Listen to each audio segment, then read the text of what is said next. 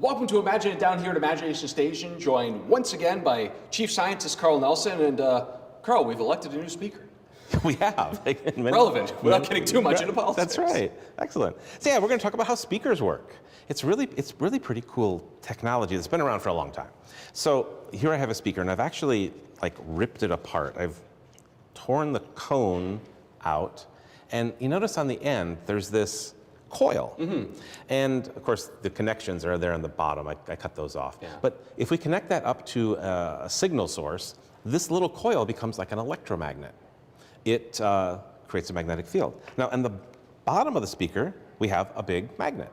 So you put two magnets next to one another, and if you change their polarity, you can get the cone to vibrate. All right. Right? And that's basically how you make any kind of sound, is you get something to vibrate. So I've given... Transducer, is that the... You could do a transducer too. You can do a crystal that changes its stress based upon the signal coming in. A little bit more complicated. This is a little bit more direct. Two magnets opposing or attracting one another. And Dan, I've given you the speaker that I didn't tear apart. Okay? And you've got a battery here. So go ahead and connect that up, and let's see what happens if we apply a voltage or send if we don't zap Dan. Current. Yeah.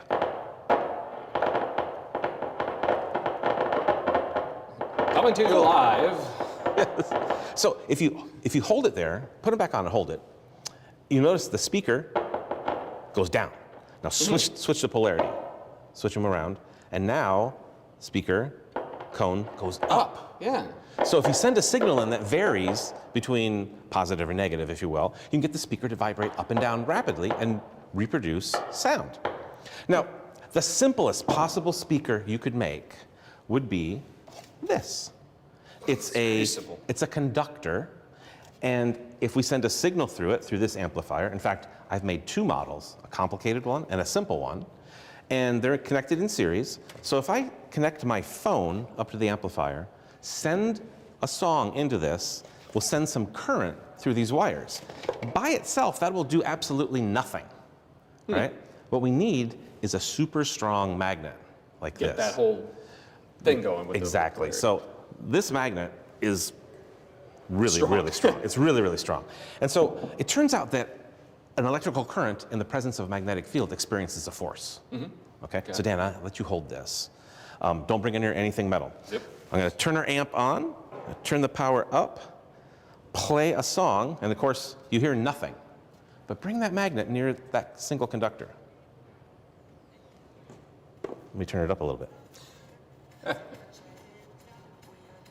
Move the magnet around a little bit. Okay, so... I love that you chose a song we can play on air. That's right, you have the license. So the magnet is creating this thing to vibrate. Let's compare. It's interesting, in the middle of it, it's not as... Well, move the other direction, move laterally. I'm giving it a little bit of distance from it actually too. So instead of being directly on, am I dampening the vibrations if I'm putting it directly on? If you put it directly on it, you're probably going to dampen it. We want the card to be able to vibrate. Oh, not too close to the... Okay, let's try the one with a lot more turns. So in theory, here we would have a force of 1. Here we might have a force of 6 because we've got basically 6 turns happening. Okay. Right, so bring your magnet over here. I think the song's almost done. Oh, no, hopefully it goes to the next one. Okay. I've got multiple songs. Yeah, here we go. Closer. Wow. I can feel it pulsing through the magnet. You can. Like it's because reverb. Action, reaction, the force is happening on the magnet as well. It's so much louder too. I mean, this is about the same volume here at almost an inch away as it was at a couple millimeters, let's say. Right.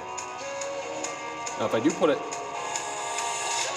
it almost doesn't matter if I have it directly on. It's not really being affected too much by that. Exactly. And you can even do it underneath. I mean, of course, the magnetic field goes through the paper as well. Really cool? So the Lorentz force, or the force between the magnet and the current, is what's making the cardboard vibrate really fast and reproducing the song. Now, I imagine if you put it out in a different medium, would it sound different as far as the cardboard versus plexiglass or something? Yeah, I chose this because this is kind of stiff. If I did it on something that was soft and squishy, like foam board, it probably wouldn't be as loud. Because we want a rigid thing that can vibrate to vibrate the air molecules in the air. Very cool. Another interesting thing here is that, so we do this.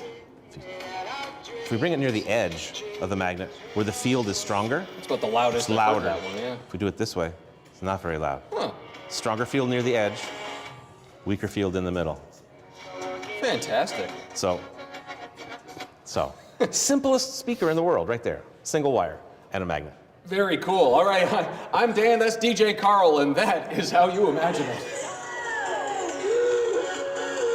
I'm not going there.